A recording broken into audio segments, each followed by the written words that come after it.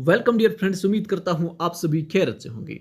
दोस्तों, आज के इस वीडियो में हम पढ़ेंगे इनकम इलास्टिसिटी ऑफ डिमांड। क्या होती है इनकम इलास्टिसिटी ऑफ डिमांड और इसमें क्या क्या चीजें हम पढ़ेंगे, वो बहुत ही इंपॉर्टेंट टॉपिक है दोस्तों ये।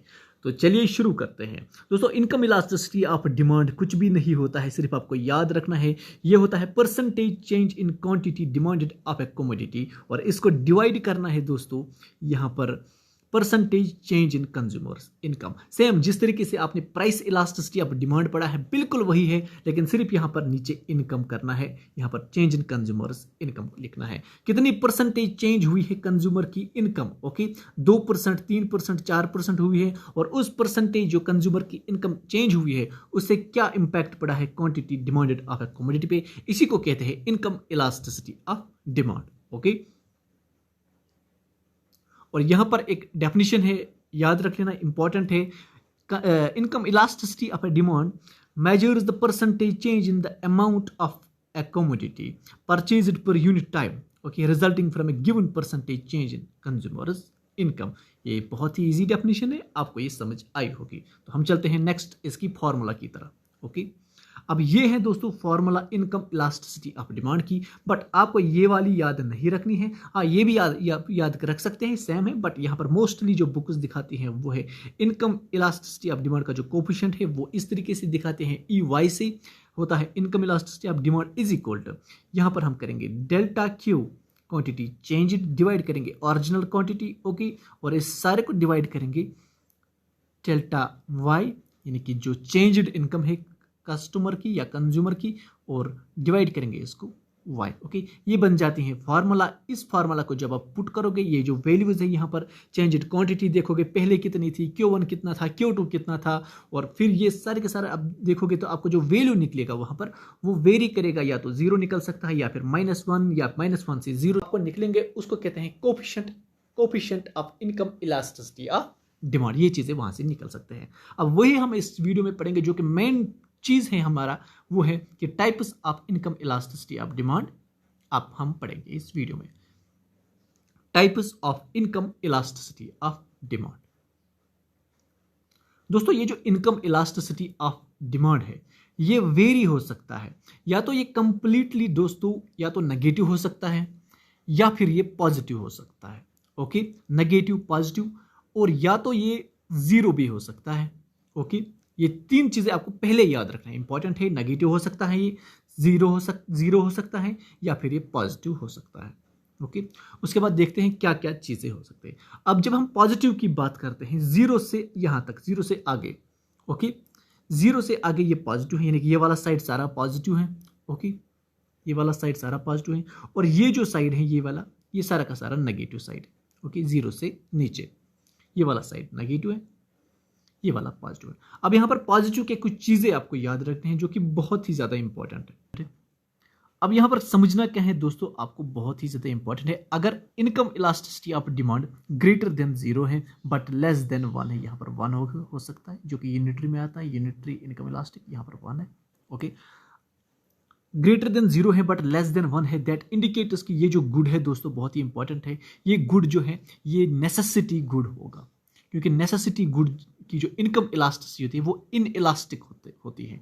इन इलास्टिक रेंज यहां पर मैं दिखाऊंगा, बहुत ही इंपॉर्टेंट है। ये जो वाला रेंज है ना दोस्तों, ये वाला यहां से ग्रेटर देन 0 से यहां तक, लेस देन यूनिटी तक, ये जो रेंज है ये इन इलास्टिक रेंज है। इट इंडिकेट्स की ये जो इनकम है, अगर इनकम बढ़ रही है 10% इनकम तो इंक्रीज हो गई, लेकिन क्वांटिटी डिमांड सिर्फ और सिर्फ 1-2% ही बढ़ गई है। दैट मीन्स इनकम, ये जो डिमांड है, ये जो इस गुड की डिमांड है वो है इनकम इन इलास्टिक, ओके, ज़्यादा नहीं बढ़ी है। उसके बाद है दोस्तों, अगर income elasticity of demand equal to 1, यानी कि unitary income elasticity of demand है, तो इट मीन्स कि ये जो गुड है दोस्तों ये सेमी लग्जरियस है, सेमी लग्जरियस गुड है, या फिर इसमें थोड़ी सी नेसेसिटी भी हो। ये दोनों, इसमें दोनों मिक्स होता है, इसलिए इसको इस रेंज में डालते हैं। अब दोस्तों ये वाला जो रेंज है ये इलास्टिक रेंज है। ओके, इसमें क्या है कि इनकम इलास्टिसिटी ऑफ डिमांड है ग्रेटर देन 1 है। अब ग्रेटर देन 1 जो भी जिस भी गुड का होता है ना वो लग्जरी गुड्स होते हैं। ओके, अब लग्जरी गुड्स में जो इनकम इलास्टिसिटी होती है वो होती है इलास्टिक, बहुत ही ज़्यादा। अब ये क्या होता है कि percentage change in income is less than percentage change is quantity demanded. यानी कि अगर 10% चेंज इनकम में आ गई है, ऊपर आ गई है, इन कंज्यूमर की इनकम 10% बढ़ गई है, तो दैट मीन्स कि जो डिमांड है वो ऑलमोस्ट 30% बढ़ चुकी है। ओके, यानी कि थोड़ी सी इनकम बढ़ गई है, कंज्यूमर ने लग्जरी गुड खरीदना स्टार्ट किया है, क्योंकि इसकी जो इनकम इलास्टिक है वो बहुत ही ज़्यादा होती है। ओके, यहां तक क्लियर? उम्मीद करता हूं ये जो चीज़ें हैं ना, यहां तक ये आपको समझ आए होंगे, बहुत ही बेसिक है। उसके बाद दोस्तों, अगर जीरो इनकम इलास्टिसिटी है, ये वाला यहां पर जीरो इनकम इलास्टिसिटी, तब क्या होगा? तब ये एसेंशियल गुड्स है। दैट मीन्स कि अगर आपकी इनकम भी इंक्रीज हो गई है लेकिन डिमांड पे कोई इंपैक्ट नहीं है, डिमांड बिल्कुल सेम है, demand same, okay, demand same रहेगी। दैट मीन्स ये जो गुड है ये एसेंशियल गुड्स है। एसेंशियल गुड्स वो होते हैं जैसे साल्ट है। अगर आपकी इनकम कितनी भी बढ़ेगी लेकिन साल्ट आप उतना ही खरीदोगे जितना आपको ऑलरेडी ज़रूरत है। आप ज़्यादा साल्ट तो नहीं खरीदोगे, आप साल्ट का स्टॉक तो नहीं रखोगे, क्योंकि इनको कहते हैं एसेंशियल गुड्स। ओके, इसकी इनकम इलास्टिसिटी आप जो है वो जीरो होती है। नेक्स्ट है दोस्तों, अगर आप income elasticity of demand negative है, नेगेटिव मीन्स ये वाला पोर्शन, जीरो से नीचे ये वाला पोर्शन नेगेटिव है, तब ये गुड इन्फीरियर गुड है। दोस्तों, इन्फीरियर गुड्स वो गुड्स होते हैं जब इनकम इंक्रीज हो रही है, इनकम तो इंक्रीज हो रही है लेकिन जो डिमांड है वो डिक्रीज हो रही है। ओके, यहाँ पर इनकम इंक्रीज होने से एक पर्टिकुलर गुड की डिमांड डिक्रीज हो रही है। लेकिन अगर हम नॉर्मल सिचुएशन की बात करें, जितने भी नॉर्मल गुड्स हैं जो पॉजिटिव साइड में आपने देखे अभी तक, इंक्रीज इनकम होने से वहाँ पर डिमांड भी इंक्रीज हो रही है। कम हो रही है डिमांड, इंक्रीज ज़्यादा हो रही है लेकिन हो रही है। लेकिन यहाँ पर जो इन्फीरियर नेगेटिव का केस है, इन्फीरियर गुड का, यहाँ पर इंक्रीज इनकम होने से डिमांड डिक्रीज हो रही है, बिल्कुल उल्टा हो रहा है। तो ये हमने पिछले वीडियो में समझाया आपको इन्फीरियर गुड कैसे होता है, किस तरीके से क्या क्या होता है, वो ऑलरेडी आपने देख लिया होगा। ओके, वो वीडियो आप देख लेना, वहाँ पर मैंने अच्छे से समझाया है इन्फीरियर गुड्स के रिलेटेड। ओके, उसके बाद ये रहा दोस्तों आपके लिए एक थोड़ा सा डायग्रामेटिकल रिप्रेजेंटेशन है। यहाँ पर शायद ब्लर आ रहा है इसे, हाँ ठीक है। यहाँ पर देख लीजिए, यहाँ पर इस साइड में हम इनकम मेजर करते हैं और इस साइड में हम क्वांटिटी डिमांड मेजर करते हैं। अब ये देख लीजिए, ये जो डायग्राम है ना, इस तरीके से ये वाला पहला, ये है लग्जरी गुड्स की, इसकी income elasticity of demand greater than 1 होती है, ये आपने पढ़ा पिछली बार।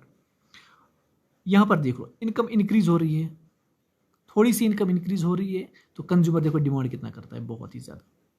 ओके, इसी तरीके से बेसिक, यहाँ पर देखो इनकम तो बहुत इंक्रीज हो रही है लेकिन यहाँ पर थोड़ी सी, मतलब यहाँ पर थोड़ी सी चेंज ही हो रही है इसमें। ओके, क्योंकि इनकम इन इलास्टिक रेंज है ये। उसके बाद अगर हम यहाँ पर कांस्टेंट है, यहाँ पर ये वाला जो रेंज है ये जीरो इनकम इलास्टिसिटी है, सेम रहता है, डिमांड सेम रहेगी। ओके, उसके बाद ये देख लीजिए, यहाँ पर इन्फीरियर गुड है, पहले इनकम इतनी थी, यहाँ पर देख लीजिए यहाँ पर इनकम इतनी थी, अब इंक्रीज हो गई तो डिमांड देखो कम हो गई, पहले ये इतनी थी डिमांड, अब इतनी है, Q2 Q1। अब यहाँ पर आपको पता चला कि इन्फीरियर गुड है इसलिए इसकी डिमांड जो है कम हो गई है। तो ये ग्राफिकल रिप्रेजेंटेशन है, बेसिक है, आपको ये समझ आया होगा। उम्मीद करता हूँ ये वीडियो आपको अच्छा लगा है। अगर आपको समझ आया है तो कमेंट बॉक्स में यस ज़रूर लिख लेना। तो इसके साथ ही हमें दीजिए इजाज़त। Thank you for watching dear friends.